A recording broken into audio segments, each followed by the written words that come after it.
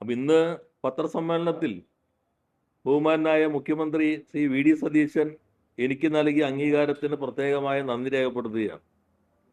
ഒരു പ്രശ്നം ഉന്നയിക്കുമ്പോൾ താർക്കികന്മാർ പ്രശ്നത്തിലേക്ക് ഇറങ്ങില്ല, ഡൈവേർട്ട് ചെയ്യാനുള്ള കാര്യങ്ങൾ ഉന്നയിക്കും. അദ്ദേഹം പറഞ്ഞു ബുദ്ധിജീവി, എഴുത്തുകാരൻ, പ്രഭാഷകൻ, എല്ലാം നല്ല അംഗീകാരം തന്നെ. പക്ഷെ ഞാൻ അദ്ദേഹത്തെ പോലെ ഏറ്റവും കൂടുതൽ പുസ്തകങ്ങൾ വായിച്ചിട്ടുള്ള ഒരാളല്ല. ഞാൻ അദ്ദേഹത്തെ പോലെ എല്ലാം പഠിച്ചു പറയുന്ന ഒരാളല്ല. വേണമെങ്കിൽ അദ്ദേഹത്തെ പോലെ നിയമസഭയ്ക്കകത്ത് ഏറ്റവും കൂടുതൽ സബ്മിഷനുകൾ ഉന്നയിച്ചിട്ടുള്ള, ഏറ്റവും കൂടുതൽ ക്രമപ്രശ്നം ഉന്നയിച്ചിട്ടുള്ള, ഏറ്റവും കൂടുതൽ കാര്യങ്ങൾ പഠിച്ച് പ്രശ്നങ്ങൾ അവതരിപ്പിക്കുന്ന അസാധാരണ ശേഷിയുള്ള ഒരാളുമല്ല. ഇതെല്ലാം ഞാനാണ് എന്ന് പറയുന്ന ഒരാൾക്ക് മറ്റൊരാൾ ഒരു പ്രശ്നം ഉന്നയിക്കുമ്പോൾ ആ പ്രശ്നത്തിലേക്ക് കിടക്കാതെ ഈ രൂപത്തിൽ പറയുന്നതാണ് യഥാർത്ഥത്തിൽ മുഖ്യമന്ത്രിയാകണം എന്നാണ് ഞാൻ പറഞ്ഞത്. യഥാർത്ഥത്തിൽ അദ്ദേഹത്തിന്റെ ശരീരഭാഷയെക്കുറിച്ച് ഞാൻ പറഞ്ഞത്, അദ്ദേഹം പ്രതിപക്ഷ മേധാവിനെ പോലെ സംസാരിക്കുന്നു. അദ്ദേഹം എൻ്റെ കൂടി മുഖ്യമന്ത്രിയാണ്, കേരളത്തിന്റെ മുഖ്യമന്ത്രിയാണ്. അതനുസരിച്ചുള്ള പ്രതികരണമാണ് അദ്ദേഹത്തിൽ നിന്ന് പ്രതീക്ഷിക്കുന്നത്. അപ്പൊ അങ്ങനെ ഒരു കാര്യം പറയുമ്പോൾ, ഇങ്ങനെ മറുപടി പറയുമ്പോൾ ഞാൻ പറഞ്ഞതിനെ പൂർണ്ണമായിട്ടും ഇന്ന് അദ്ദേഹത്തിന്റെ പത്രസമ്മേളനം സാധൂകരിച്ചു. വളരെ പെട്ടെന്ന് ഇത്തരത്തിലുള്ള പ്രതികരണത്തോടു കൂടി അദ്ദേഹം ശരിക്കും മുഖ്യമന്ത്രിയാകാൻ ഇനിയും ഏറെ ദൂരം സഞ്ചരിക്കേണ്ടതുണ്ട്. ജനങ്ങൾ തെരഞ്ഞെടുത്തിട്ടുള്ള മുഖ്യമന്ത്രി തന്നെയാണ്. കാരണം അവർക്കാണ് ഭൂരിപക്ഷം കിട്ടിയത്. ഭൂരിപക്ഷം കിട്ടി, അവരുടെ പാർട്ടി അദ്ദേഹത്തെ മുഖ്യമന്ത്രിയായി തെരഞ്ഞെടുത്തു. അപ്പൊ അതിനനുസരിച്ച് അദ്ദേഹം ആ പാർട്ടിയുടെ മാത്രം മുഖ്യമന്ത്രിയോ ആ മുന്നണിയുടെ മാത്രം മുഖ്യമന്ത്രി ആയിട്ടല്ല പ്രവർത്തിക്കേണ്ടത്, കേരളത്തിന്റെ ആകെ മുഖ്യമന്ത്രി ആയിട്ട് പ്രവർത്തിക്കണം.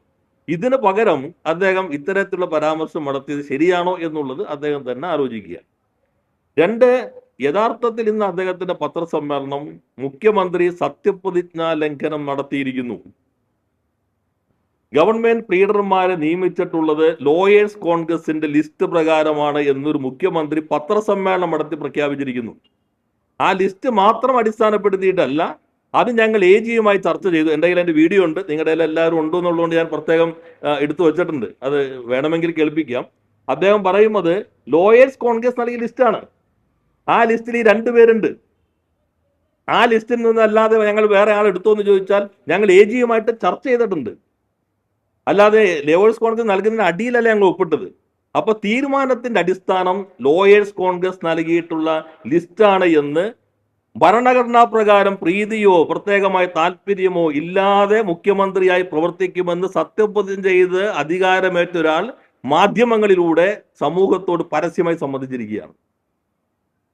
അതാണ് ഞാൻ പറഞ്ഞത്, ചട്ടങ്ങളും നടപടിക്രമങ്ങളും പാലിക്കാതെ നടത്തിയിരിക്കുന്നു. സ്വജനപക്ഷപാതമാണ് നടത്തിയിട്ടുള്ളത്. തൻ്റെ പാർട്ടിയുമായി ബന്ധപ്പെട്ട സംഘടന നൽകിയ ലിസ്റ്റിലാണ് അടിസ്ഥാനം. ആ ലിസ്റ്റ് ഞങ്ങൾ AGയുമായി ചർച്ച ചെയ്തിരിക്കുന്നു. അതിൻ്റെ അർത്ഥം ചട്ടം പൂർണ്ണമായിട്ട് ലംഘിച്ചിരിക്കുന്നു. Kerala government government legal officers rules പ്രകാരം AG നൽകുന്ന പാനലിൽ നിന്നാണ് ഗവൺമെന്റ് തീരുമാനിക്കേണ്ടത്, റൂളാണ്. അതിനു പകരം ലോയേഴ്സ് കോൺഗ്രസ് നൽകി ലിസ്റ്റ് വെച്ചിട്ട് ഞങ്ങൾ AGയുമായി ചർച്ച ചെയ്തു എന്ന് ഭരണഘടനാ പ്രകാരം ചുമതലയെടുത്ത മുഖ്യമന്ത്രി പരസ്യമായി പ്രഖ്യാപിക്കുന്നതോടുകൂടി യഥാർത്ഥത്തിൽ ഭരണഘടനാ പ്രകാരമാണെങ്കിൽ അദ്ദേഹം സത്യപ്രതിജ്ഞ ലംഘനം നടത്തിയിരിക്കുന്നു എന്നതാണ് യാഥാർത്ഥ്യം.